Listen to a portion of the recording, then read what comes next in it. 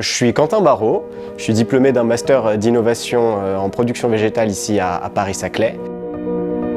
À la fin de mes études, j'ai lancé un projet entrepreneurial pour automatiser la culture des plantes.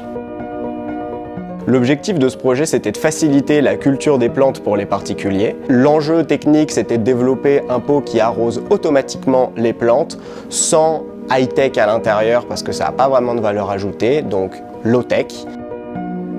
Techniquement, comment ça fonctionne? L'eau remonte par capillarité à l'intérieur des pots et il y a un terreau très spécifique qui va faire en sorte que même s'il y a beaucoup d'eau à l'intérieur, les plantes ne vont pas être noyées et même s'il n'y a pas vraiment d'eau à l'intérieur, ça va garder une certaine fraîcheur qui fait que les racines sont toujours dans les bonnes conditions. Une fois que techniquement ça fonctionnait, il fallait vraiment amener une dimension design au produit parce qu'il allait être vendu aux particuliers. Donc c'est comme ça que j'ai rencontré les designers du Design Spot dans un petit entretien pour faire un audit du projet et ensuite très rapidement dans une matériothèque parisienne. Les designers ont vraiment su m'accompagner parce qu'ils ont tout de suite compris qu'il y avait une dimension d'éco-conception et de durabilité dans la création des produits et qu'il allait me falloir des matériaux assez particuliers. Pour ça qu'on s'est rencontrés dans une matériothèque.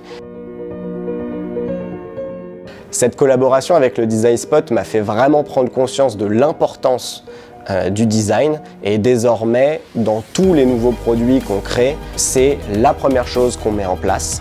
Une étude de design avant de commencer à se lancer dans la création parce que finalement on se rend compte que si on ne le prend pas suffisamment tôt en compte, on va se retrouver coincé au moment soit de l'industrialiser, soit de le présenter aux clients et donc c'est finalement devenu nécessaire. Je ne suis pas du tout designer de formation et pourtant maintenant je considère que c'est une des briques les plus importantes de l'entreprise Cocani.